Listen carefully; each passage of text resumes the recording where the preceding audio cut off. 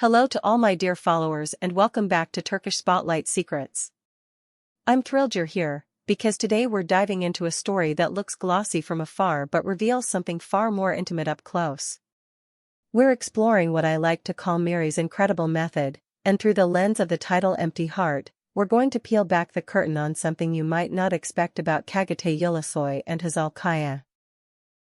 If you've ever wondered what fuels those luminous smiles and effortless chemistry, you're in the right place. Make sure you hit subscribe so you don't miss the videos we craft with so much care for you. Now, let's begin. From the first time they shared the screen, Çağatay Ulusoy and Hazal became a reference point for a certain kind of Turkish stardom, charismatic, magnetic, and innately compelling. You know this already. He walks into a frame and it feels like the room grows. She looks toward the camera and you'd swear the focus sharpens on its own. They carry plot on their shoulders and make hard feelings look simple, not because those feelings are easy, but because they have learned to translate what's inside into the language of a scene. Their careers evolved separately and together, intertwining in the public imagination in a way fame rarely allows to happen gracefully. But what about that space behind the lens, after the applause, outside the warmth of set lights? The idea of Empty Heart isn't about tragedy or scandal.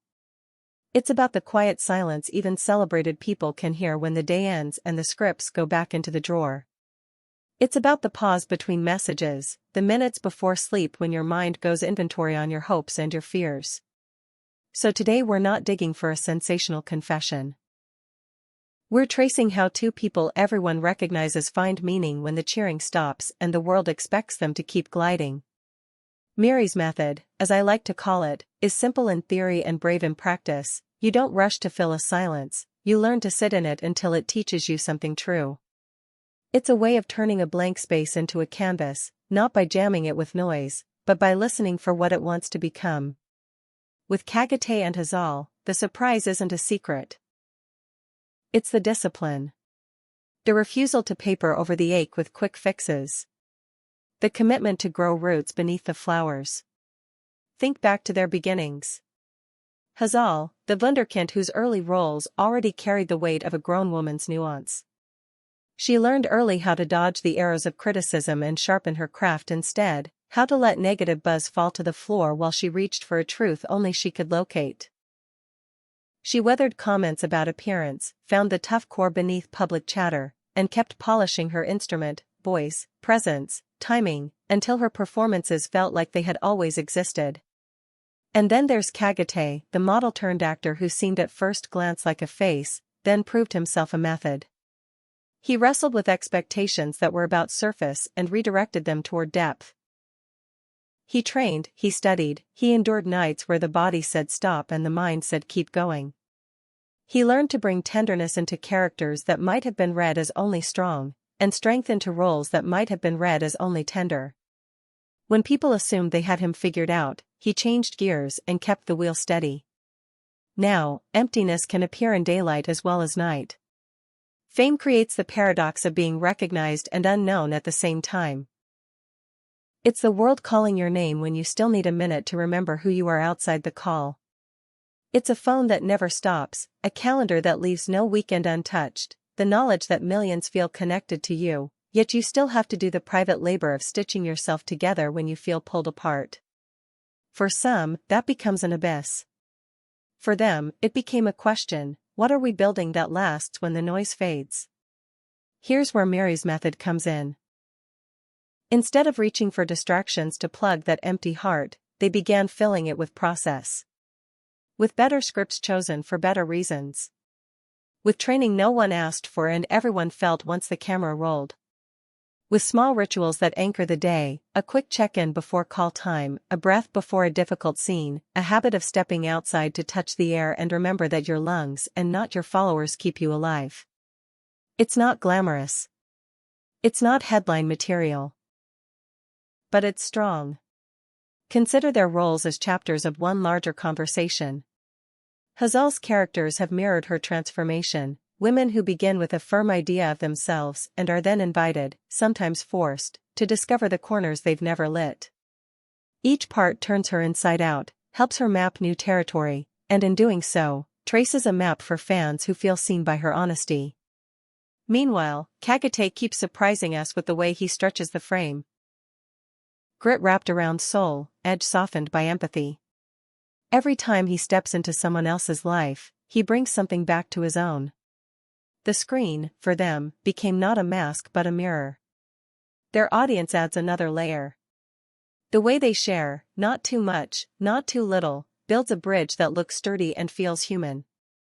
Social media for them isn't a confessional nor a billboard, it's a touchpoint. Short captions, candid windows, moments that remind people that behind the glitz there's simple daily joy, a coffee cooling on a windowsill, a script folded and scribbled on, sneakers left beside a doorway after a late rehearsal. That connection dissolves a chunk of the emptiness. Not all of it. Enough of it to keep moving with purpose. Growth rarely follows a straight staircase. There were seasons when offers didn't align with their instincts, when the industry's appetite crowded their inner rhythm. There were days when opinions from people who didn't know them started to feel a bit too loud. Emptiness can echo during those times. It can sound like doubt rehearsing the same line until it sticks. Here's the pivot: they didn't run from the echo. They asked what it wanted them to hear. Then they folded that lesson into craft, into life, into the relationship they were building quietly beneath the surface of public perception. And yes, let's talk about the two of them together. A partnership like theirs lives at the intersection of image and intimacy. On set they bring electricity, at home they need gentleness. They figured out that love is as much scheduling as it is sentiment. Shared breakfasts before dawn call times, respectful solitude when one needs to prepare, long drives that become debriefs, the agreement that applause belongs to the day but tenderness belongs to the night. When emptiness buzzed at the edges, they built routines that made it smaller, cooking something simple, watching a film not for study but for pleasure, taking a walk where nobody expects anything except presence. The mythology around celebrity often insists that the bomb is outside. The next project, the shinier award, the prestigious collaboration, the city everyone wants to be photographed in. But the lasting answer is the opposite. Miri's method whispers, go inward, not outward. The enduring cure for empty heart is not a person who completes you or a paycheck that crowns you, it's the unglamorous practice of becoming whole all by yourself, and then bringing that wholeness to love and work. That's where Çağatay and Hazal landed. Not in a grand revelation, but in a steady build. Not in a stroke of lightning, but in the simple miracle of showing up every day and deciding to be kinder to themselves and braver with their art. Look at how they choose their paths now. They read scripts with a different ear, listening for resonance rather than noise. They collaborate with people who respect process. They protect their off hours like a garden. They let rest be part of the job. That might read as ordinary, but it's radical in a culture that prizes relentless display. By keeping something for themselves, they have more to give when the camera asks for everything.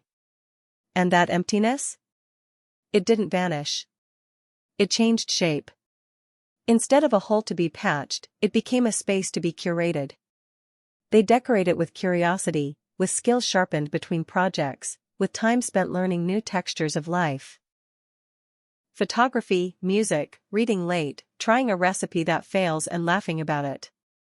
They learn to let emptiness be a room where inspiration can sit down and take off its coat. Maybe you recognize your own life inside theirs. Perhaps your days swing between public and private, duty and desire, hunger and fulfillment. The point is not that their path is perfect. It's that their choices are teachable. If you feel a vacuum where purpose should be, don't throw confetti into it.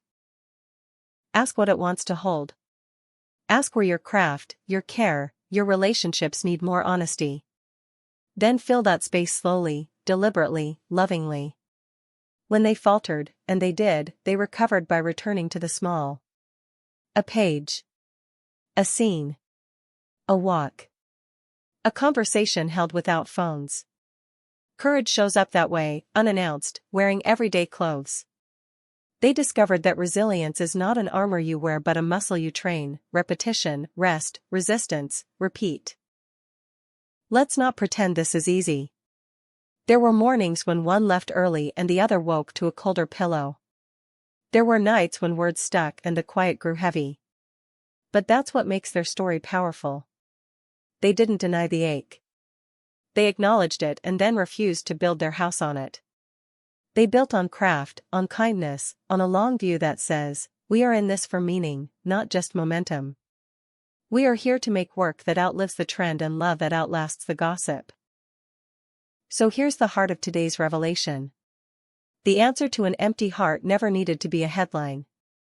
It's a practice. Self-knowledge. Self-respect. The patience to let your interior life catch up with your exterior success. As the months turned to years, you could see it in them, a softer jaw where tension used to sit, a clearer eye behind the lens, a way of greeting the day that didn't rush. Their art deepened because their lives did. Summing up, through the framing of Empty Heart and the steady wisdom of Mary's method, we find a couple who meet absence not with panic but with presence. Çağatay Ulusoy and Hazal show that fulfillment isn't a trophy at the end of a sprint. It's the way you run, the breath you remember to take, the water you stop to drink, the hand you learn to hold without squeezing it too tight. They teach, without preaching, that purpose is built from the inside out and that connection, when nourished, turns the volume down on loneliness. I hope this perspective resonates with you as much as it did with us while preparing it.